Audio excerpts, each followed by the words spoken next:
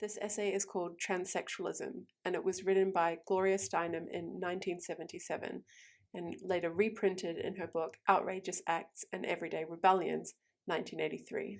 It starts with the following two quotes. In junior high school, I went out for basketball and tried to act like a boy. It was a disaster.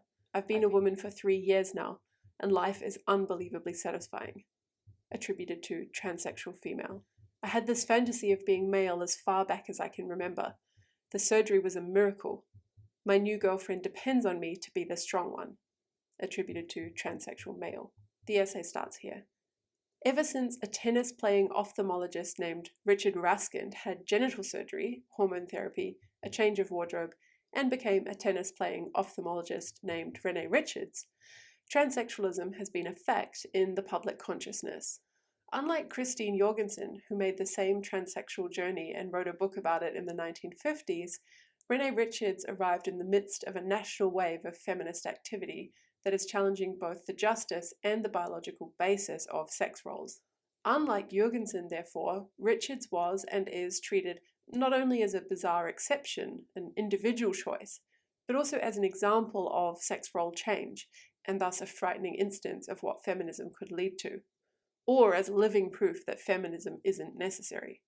After all, if a man wants so badly to be a woman, why can't biological females be happy with what we've got?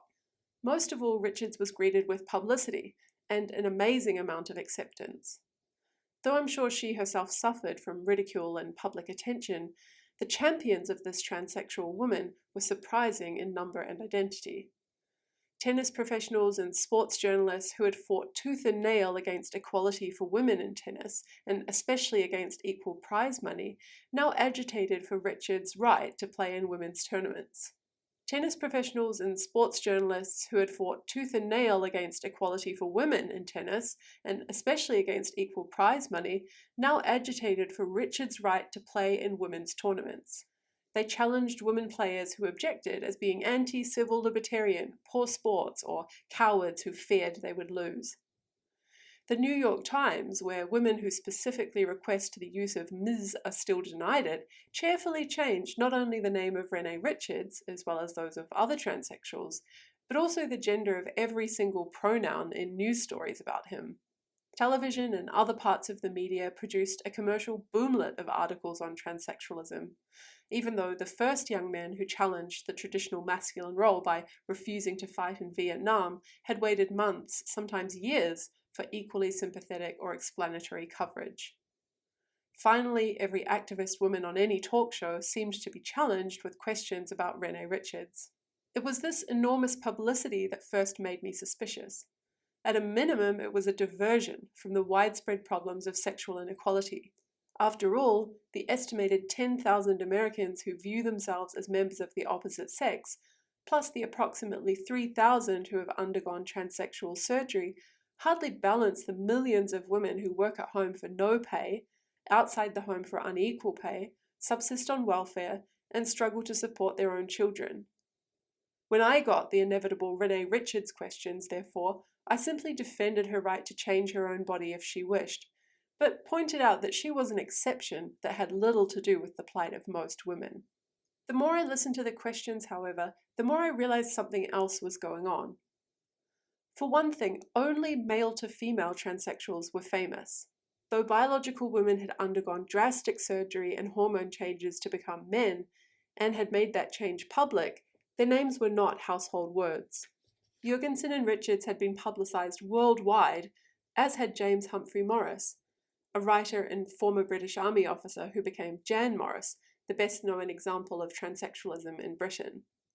For another thing, the questions about tennis had a certain glee in them, as if Richards had changed identity only to prove that any man, even a former one, could beat any woman.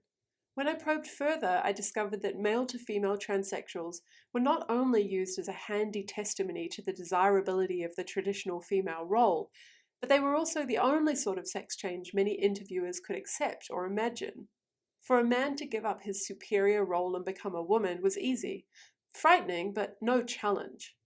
For a woman to rise out of her inferiority and achieve manhood was unthinkable, impossible, just too big a job. Men were not about to accept a former female as an equal, but they expected women to accept and even be honored by a former man. Women tennis players, however, made very different arguments. Was it fair for women to face someone trained physically and culturally for 40 years as a man? Like blacks who questioned the fairness of Black Like Me, a book by a white man who chemically and briefly darkened his skin, women pointed out that a lifelong experience can't be duplicated by decree. Why should the hard-won seriousness of women's tennis be turned into a sensational circus by one transsexual? And finally, as one woman tennis professional explained, if they don't let her play as a woman, they might have to let her play as a man. Then a woman, even a phony one, might beat men. But the most eye-opening evidence came from the heart-rending testimony of transsexuals themselves. As I began to read the medical and journalistic literature and to do interviews, one theme emerged. No matter how different their backgrounds or personalities, and regardless of whether their voyage was male to female or vice versa, transsexuals cited the deep conviction that their true personalities had been denied or restricted by the sex role assigned to them at birth. "I thought like a man," said one biological woman. "I felt like a woman," said a biological man. In a landmark doctoral thesis by Jan Raymond, a specialist in medical ethics at Boston College, who analyzed in-depth interviews with transsexuals, those themes were repeated over and over again. Their most common expression was the sensation of having a female brain in a male body, or vice versa. But as Raymond pointed out, a female mind in a male body only makes sense as a concept in a society that accepts the reality of both. In other words, transsexuals are paying an extreme tribute to the power of sex roles. In order to set their real human personalities free, they surgically mutilate their own bodies. Anything to win from this biased society, where minor differences of hormones and genitals are supposed to dictate total lives and personalities, the right to be who they individually are as human beings. Raymond understands the crushing societal forces that make transsexuals choose this self-punishment, but she mourns the loss of individuals who might have acted as critics and rebels in this sexually stereotyped society. Instead of accepting the idea of a female mind in a male body by mutilating their physical selves, they might have challenged the very idea that there is such a thing as a female or male mind. They might have demonstrated that sex is only one of many elements that makes up each unique individual. For that reason, she's also critical of the medical establishment that has grown up around the demand and the big payments for transsexual surgery, plus long-term hormonal treatments. Instead of serving more life-saving but often less lucrative needs for their surgical and hormone therapy skills, some physicians are aiding individuals who are desperately trying to conform to an unjust society.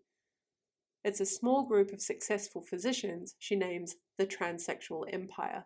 Of course, not all sexual surgery or hormone therapy is put to such use. Babies born with ambiguous genitalia are rescued by the same techniques, so their external selves conform to their internal chromosomal structure or reproductive capacities. So are some adults who could not otherwise perform the only physical functions dictated by sex: impregnation for males, gestation for females. In a way, transsexuals themselves are also making a positive contribution by proving that chromosomes aren't everything. By ignoring this internal structure they cannot change, and focusing on external body appearances and socialization, they are demonstrating that both biological women and men may have within them the qualities of the opposite gender and thus the full range of human possibilities. Unfortunately, this point isn't made in the popular press.